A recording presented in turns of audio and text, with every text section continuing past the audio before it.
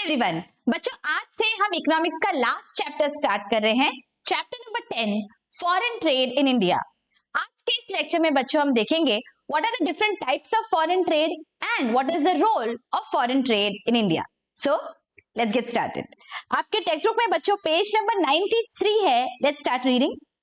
Before 1947, the pattern of India's foreign trade was typically colonial. Why? Because we were ruled by the Britishers. तो जैसे उनकी मर्जी होती थी उस हिसाब से हमारा जो भी ट्रेड था वो होता था, right? So let's read. India was a supplier of raw materials to industrialized nations, particularly England. Okay? तो हम ज्यादा करके सप्लाई करते थे रॉ मटेरियल्स और उनसे हमें मैन्युफैक्चर्ड या फिनिश गुड्स मिलते थे, alright? And importer of manufactured goods. This dependence on foreign trade did not permit industrialization at home. Because अगर हम रॉ मटेरियल दे देंगे तो हम यहाँ पे प्रोसेसिंग कैसे करेंगे? इसकी वजह से हमारे इंडस्ट्रीज ज्यादा डेवलप नहीं हो पाए in the pre-independence era. Alright. As a result, the indigenous handicrafts suffered a severe blow. However, many underdeveloped countries that won independence in the post-World War II period viewed foreign trade as an investment. और उसके बाद जब हमें independence मिल गया post world war 2, उसके बाद बहुत सारे चेंजेस हमने देखे हैं। Alright, late us understand meaning of internal trade. अभी इंटरनल ट्रेड मतलब क्या होता है? एज वी ऑल नो, जो भी हमारे कंट्री के बाउंड्रीज के विद इन होगा, ओके, उसे हम कहेंगे इंटरनल ट्रेड। बाउंड्रीज के बाहर जाके जब परचेज एंड सेल होता है तो उसे हम कहते हैं foreign trade, right? Let's read. Buying and selling of goods and services within the boundaries of the nation is referred to as internal trade or domestic trade और होम ट्रेड। ये तीनों नाम है एक ही चीज के। मतलब आप with in the boundaries of the nation purchase and sale कर रहे हो तो आप बोलोगे this is internal trade. Let's look at the example.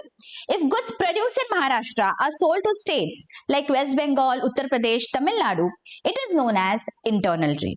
Alright, meaning of foreign trade. Foreign trade is a trade between different countries of the world. Alright, it is called international trade or external trade. आपको ये पूछा जा सकता है objective type में that foreign trade को और क्या कहते हैं? External trade या international trade between two countries. When trade happens, it is known as international trade. Alright, definition.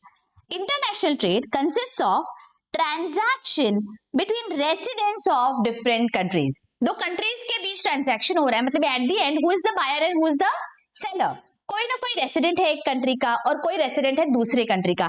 इन दोनों के बीच जो परचेज एंड सेल हो रहा है उसी को तो हम इंटरनेशनल ट्रेड कहेंगे, right? Let's understand types of foreign trade. अब फॉरेन ट्रेड के प्राइमरीली 3 टाइप्स है बच्चों, import, export and entrepot. Let us see. Import और export तो हमें पता है क्या होता है। Let's read. Import trade refers to purchase of goods and services by one country from another country or inflow of goods and services from foreign country to the home country. मतलब जब भी हम खरीदते हैं बाहर से तो उसे हम import कहते हैं, right? We know this. For example, India imports petroleum from Iraq, Kuwait, Saudi Arabia, etc. तो हम इंपोर्ट करते हैं, मतलब हमारे कंट्री में हम खरीदते हैं बाहर की कंट्री से, तो उसे हम कहेंगे इंपोर्ट। एक्सपोर्ट क्या है? जब हम बाहर के देश को कुछ बेचते हैं तो हम कहेंगे export. Export trade refers to sale of goods by one country to another और outflow of goods from one country to foreign country. For example, India exports tea, rice, jute to China, Hong Kong, Singapore etcetera. Okay, तो ये import export तो हमें पता है। Now what do you mean by entrepot trade? अभी entrepot में क्या होता है बच्चों? हम किसी एक कंट्री से खरीदते हैं, कुछ प्रोसेसिंग करते हैं और जो फिनिश गुड्स होगा वो हम किसी दूसरे कंट्री में बेचते हैं। तो हमने क्या किया? We are acting as an intermediary और we are acting as a middleman. हमने यहां से खरीदा, यहां पे बेचा, लेकिन बीच के टाइम में हमने कुछ उसमें एडिशनल वैल्यू क्रिएट किया, हमने कुछ प्रोसेसिंग किया, तो हम उसे कहते हैं entrepot trade. Let us see. Entrepot trade refers to purchase of goods and services from one country and then selling them to another after some processing operations. For example, Japan imports raw material required to make electronic goods like radio, washing machine, television, etc. from England, Germany, France, etc. and sells them to various countries in the world after processing them. तो Japan क्या करता है, हमें पता है electronics के लिए बहुत फेमस है, तो क्या करता है, जो रॉ मटेरियल रिक्वायर्ड है वो दूसरे कंट्रीज से लेता है, एक बार पूरा इलेक्ट्रॉनिक गुड्स का एसिमिलेशन करके then it will sell to another countries, right. तो 3 टाइप्स के फॉरेन ट्रेड हमने देखे बच्चों, import, export and entrepot. Now let us understand what is the role of foreign trade in the country's growth. Okay, trade is an engine of growth of an economy. Engine of growth किसे कहेंगे, trade को। भाई जो हम खरीदेंगे बाहर के countries को अगर बेचेंगे तो ऑब्वियसली हमें इसके एक्सचेंज में क्या मिलेगा, पैसा मिलेगा, फॉरेन एक्सचेंज मिलेगा। तो हमारा तो इनकम है ना कंट्री का, जितना इनकम ज्यादा उतना हमारा ग्रोथ ज्यादा है, राइट। और इनकम भी ज्यादा होगा, साथ साथ production of goods and services भी बढ़ेगा, बिकॉज डिमांड है ना फॉरेन कंट्रीज से। तो यहाँ पे जीडीपी भी बढ़ रहा है हमारा, तो क्या होगा, ऑल इन ऑल हमारा overall growth and development of our economy will happen अगर हम एक्सपोर्ट्स ज्यादा करते हैं। तो now let us understand one by one. Okay, trade is an engine of growth of an economy because it plays an important role for economic development. In developed countries, it represents a significant share of GDP. हमारा GDP का बहुत सारा portion, significant portion comes from foreign trade. Okay, role of foreign trade can be justified on the basis of the following points. तो अभी हमें कुछ यहाँ पे points दिए गए हैं बच्चों, वो याद रखने के लिए मैंने एक short code बनाया है. Let us see the short code. The short code is priced. The short code is priced. Let us see. P से start होता है प्राइस लेवल। तो पहला रोल ऑफ फॉरेन ट्रेड है stabilising the prices. Let us see, point number 5 है यहाँ पे, stability in the price level. Foreign trade helps to keep demand and supply position stable, which in turn stabilizes the price level in the economy. Now as we know, क्या होगा अगर किसी एक product का हमारे पास बहुत ज्यादा एडवांटेज है तो ज्यादा प्रोड्यूस होगा, right. Now as we know, बहुत ही ज्यादा अगर सप्लाई हो गया, ओवर प्रोडक्शन हो गया, डिमांड लिमिटेड है हमारे कंट्री में जितनी है, लेकिन सप्लाई बहुत ज्यादा है, तो क्या हो जाएगा, हमने ये पढ़ा है पहले वाले लेक्चर्स में, अगर सप्लाई ज्यादा है, डिमांड रिलेटिवली कम है, तो प्राइसेस विल फॉल, उस पर्टिकुलर कमोडिटी की प्राइस बहुत कम हो जाएगी। वाइस वर्सा, अगर सप्लाई बहुत कम है, हमारे पास चीज है ही नहीं, हमारे कंट्री में वो चीज मिलती ही नहीं है, या मिलती है लेकिन बहुत ही रेयर है, और बहुत डिमांड है, अगर उस डिमांड को हम सेटिस्फाई नहीं कर पाए, तो जो एग्जिस्टिंग हमारे पास गुड्स है उनकी तो प्राइस बहुत ज्यादा हाई हो जाएगी। हमें पता है डिमांड ज्यादा, सप्लाई कम, तो प्राइस बढ़ जाती है। तो ऐसे सिनेरियो में foreign trade comes in handy, बहुत ही इंपॉर्टेंट रोल प्ले करता है। जहां जहां हमारे पास प्रोडक्शन कैपेसिटी कम है, ऐसे गुड्स जो हमारी कंट्री में लिमिटेड अवेलेबिलिटी में है, वो हम इंपोर्ट कर लेते हैं दूसरी कंट्री से। तो क्या हो जाता है, हमारे पास जो अवेलेबिलिटी है वो बढ़ जाती है, and that is why the prices are not going to go very high, because हमारा इतना डिमांड है और हमारा जो इन हाउस प्रोडक्शन है वो इतना है, लेकिन हमने क्या कर दिया, इंपोर्ट करके हमारे डिमांड के साथ साथ या डिमांड से थोड़ा कम हमारे पास अभी प्रोड्यूस अवेलेबल हो जाता है, because we have importing capacity, right. तो प्राइस क्या हो गई, यहाँ पे प्राइस बहुत ज्यादा बढ़ नहीं पाती है, बिकॉज इंपोर्ट कर पाते हैं हम। सिमिलरली अगर कोई चीज अबेंडेंस में है हमारे पास, तो क्या होगा, उसकी प्राइस झट से नीचे आ जाएगी। लेकिन हम क्या करते हैं, अगर कोई चीज बहुत ज्यादा है हमारे कंट्री में, हम उन गुड्स को एक्सपोर्ट कर देते हैं, तो क्या होता है, सप्लाई भी धीरे धीरे कम हो जाता है। तो डिमांड और सप्लाई अगर बैलेंस्ड रहेंगे तो प्राइसेस भी यहाँ पे स्टेबलाइज हो जाते हैं बच्चों। सो बहुत इंपॉर्टेंट रोल प्ले करता है, बिकॉज एक्सेस प्रोडक्शन या अंडर प्रोडक्शन होगा तो foreign trade plays a crucial role in stabilising the prices. Did you all get this? Okay, next point क्या है, देखो आर से 2 चीजें हैं, resource allocation and reputation. Let us see, point number 4 है यहाँ पे, optimum allocation and utilisation of resources. Due to specialisation, resources are channelized for the production of only those goods which would give highest returns. Thus, there is rational allocation and specialization of resources at international level due to foreign trade. मतलब हम क्या करते हैं, हमें पता है कि हम किस में स्पेशलाइज कर सकते हैं, ऐसा एरिया जो हमारे कंट्री को वहां पे एडवांटेज है, तो उस पर्टिकुलर एरिया में हम स्पेशलाइज कर सकते हैं, वहां पे हम हमारे सारे रिसोर्सेज प्रॉपरली एलोकेट करते हैं, प्रॉपर यूटिलाइजेशन करते हैं, ताकि अवेलेबल जो भी हमारे पास रिसोर्सेज है उसमें हम बहुत ही अच्छा प्रोडक्शन कर पाए एंड उस प्रोड्यूस को हम एक्सपोर्ट कर पाए। तो इसके वजह से हमारे जो अवेलेबल रिसोर्सेज है उसका हम प्रॉपर एलोकेशन एंड यूटिलाइजेशन कर पाते हैं। सेकंड पॉइंट से हमने दो चीजें देखनी है, first is resource allocation and second from are is reputation.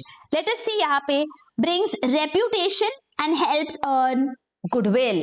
अब हमें पता है बच्चों, कोई पर्टिकुलर कंट्रीज है वहां के हम प्रोडक्ट्स को ज्यादा ट्रस्ट करते हैं, हम कहते हैं दैट जर्मनी में, जापान में अगर कोई चीज मैन्युफैक्चर्ड है, इलेक्ट्रॉनिक्स, मशीनरी, कार्स वहां पे ज्यादा अच्छी होंगी। Y?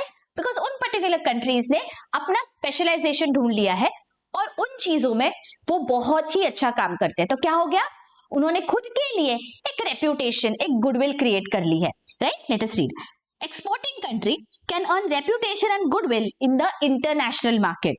For example, countries like Japan, Germany, Switzerland have earned a lot of goodwill and reputation in foreign market for their qualitative production of electronic goods, है ना। तो हर एक कंट्री का इस तरह से अपना एक स्पेशलिटी होता है जिसमें हम यकीन कर सकते हैं कि अगर ये कंट्री से ये चीज प्रोड्यूस हो रही है तो इसकी क्वालिटी अच्छी होगी। राइट, सो ये तीन चीजें हमने अभी तक देखी बच्चों। PR, I से क्या होता है, let us see. I stands for investment. Let us find out. Point number 2, encourages investment. Foreign trade creates an opportunity for producers to reach beyond the domestic markets. Right? हम export कर पा रहे हैं, यहाँ पे बैठे बैठे, इंडिया में बैठे बैठे, यूएस में, यूके में, बहुत जगह पे हमारे जो प्रोड्यूसर्स है उनके गुड्स पहुंच पा रहे हैं। Right, it encourages them to produce more goods for export. तो उन्हें भी एक तरह का बूस्ट मिलता है that there is so much demand for my products abroad, so now let me produce more. This leads to an increase in total investment in an economy. तो क्या होता है, एक इंडिविजुअल प्रोड्यूसर बहुत ज्यादा मेहनत करता है, ही एंश्योर्स कि वो ज्यादा इन्वेस्टमेंट ला पाए और बहुत सारे फॉरेन इन्वेस्टर्स भी इन्वेस्ट करते हैं बिकॉज दे नो दैट इस पर्टिकुलर कंट्री से ये जो particular goods and services export हो रहे हैं उनको ज्यादा डिमांड है। तो क्या होता है, we are attracting investments as well. Alright, so I say हमने देखा इन्वेस्टमेंट। लेट अस सी से क्या है, सी से है बच्चों चॉइस। ऑब्वियसली ना, नाउ अभी एंटायर ग्लोबल मार्केट हो गया है, it is not limited to a particular territory. हमें अगर कोई चीज यूके से अच्छी लगी है तो हम उसे इंपोर्ट कर सकते हैं, अगर हमें कोई चीज यूएसए को बेचनी है तो हम उसे बेच सकते हैं। तो अब हमारे पास as consumers as well as producers बहुत सारे चॉइसेस अवेलेबल है and obviously when you have choices then the quality will also go up. Right, let us see point number 6, availability of multiple choices. Foreign trade provides multiple choices of imported commodities. As foreign trade is highly competitive, it ensures a good quality and standard products. This raises the standard of living of the people. जैसे अभी हमने देखा that अगर हम Germany से या Japan से कोई इलेक्ट्रॉनिक गुड्स खरीद रहे हैं, हमें पता है that it is going to be of a particular standard. So because ये फॉरेन मार्केट है, यहाँ पे एक पर्टिकुलर स्टैंडर्ड मेंटेन करना पड़ता है। और इमेजिन करिए ना, आज से कुछ साल पहले क्या हम ये सोच सकते थे, क्या हमारे ग्रैंड पेरेंट्स ये कर सकते थे that यहाँ पे बैठे बैठे वो एक फोन खरीदे तो जापान में मैन्युफैक्चर हो रहा है? नहीं, लेकिन अब हम वो कर सकते हैं। Why? Because of foreign trade. Right, तो हमें बहुत सारे चॉइसेस अवेलेबल है। नेक्स्ट पॉइंट है ई से, let us see foreign exchange.